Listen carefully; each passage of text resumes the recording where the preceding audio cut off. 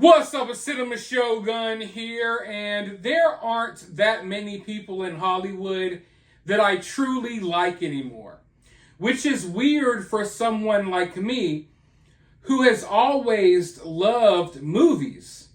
You know, there was a time in my life when you could ask me, who's your favorite actors? Or who's your favorite filmmakers, directors, writers? And I would have a long list for you that I could name right off the top of my head. In fact, it would be hard for me to choose because there would be so many people that I could name. But now, here in 2023, I can't really name anyone in Hollywood that I truly like anymore. But if I had to, if one person were to come to mind, that person would be Adam Sandler. Don't get me wrong. I know a lot of his latest movies, they aren't as good as they used to be. Some people may blame that on Adam Sandler, but also comedy has really evolved. Adam Sandler's style of comedy, it's not necessarily the end style of comedy anymore. But I do think it can make a comeback, especially in a time like now, where everyone is afraid to tell a joke. I welcome Adam Sandler's style of humor. Because, anything is better than nothing. Not to say that Adam Sandler's style of humor is next to nothing. I always enjoyed Adam Sandler's movies. I'm just saying his style of humor is not what people look for these days. People look for more raunchy, saying all types of things type of comedy. But there's no denying that there was a time where Adam Sandler simply did not miss. He simply could not miss. Adam Sandler is responsible for some of the best, funniest movies of all time. You can't sit here and tell me that things like Happy Gilmore, movies, my favorite, it's hard to pick a favorite. I really love Big Daddy. Happy Gilmore's definitely up there, but Billy Madison, there's a lot of movies that I can name when I think of Adam Sandler, but like I said, there's no denying that he was basically running the comedy game for years. And I am so happy that I was alive during those times. Kids these days do not know what they're missing. But one of the reasons why I still can say that I like Adam Sandler is because he's not one of those famous people that feels the need to sit online all day smacking you in the face with their political beliefs.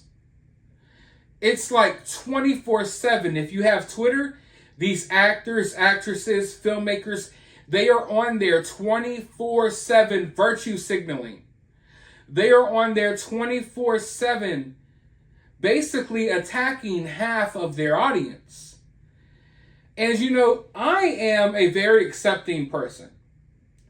I'm not a person that feels like everyone has to see eye to eye on everything. I'm sure me and Adam Sandler are very different. I'm sure our political beliefs and our viewpoints on life are probably very different. But that's fine with me. What I don't like is when these actors demonize a certain portion of their fan base, maybe because they have a different outlook on life.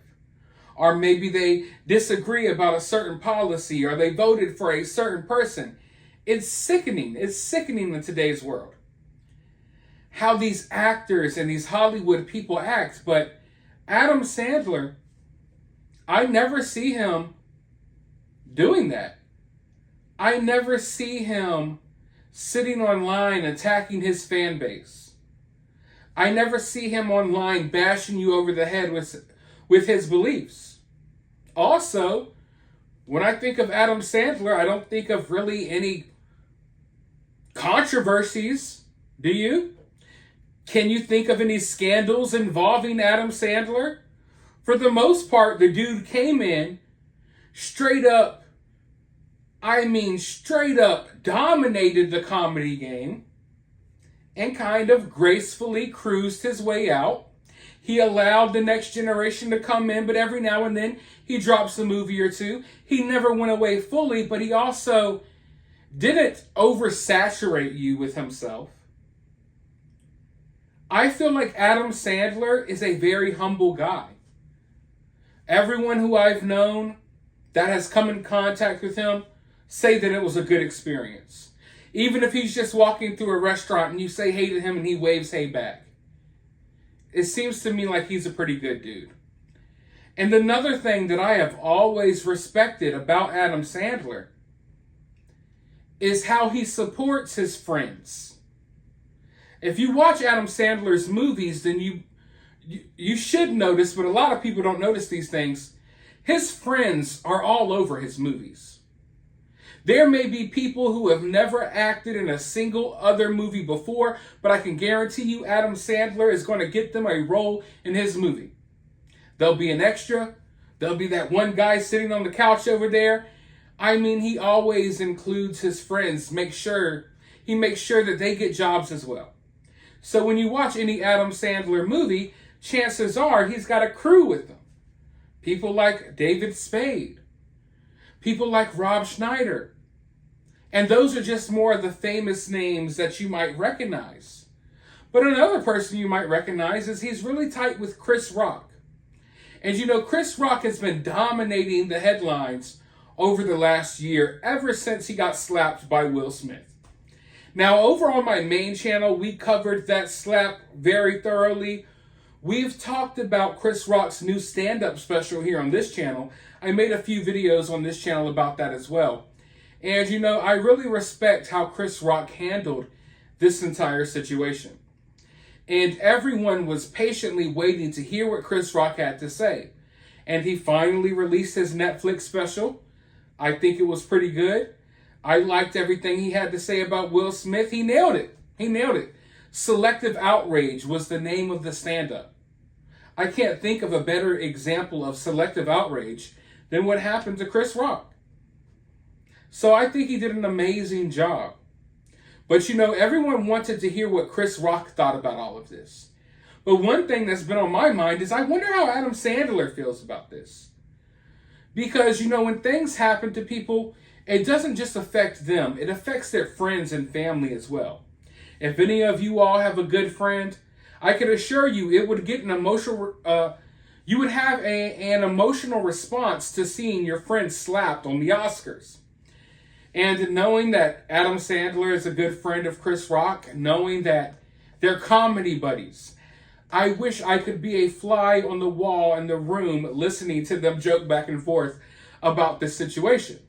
But in case anyone was wondering how Adam Sandler felt about the smack, or more specifically, how he felt about Chris Rock's stand-up special making fun of Will Smith, Adam Sandler was actually asked those questions recently while he was accepting an award.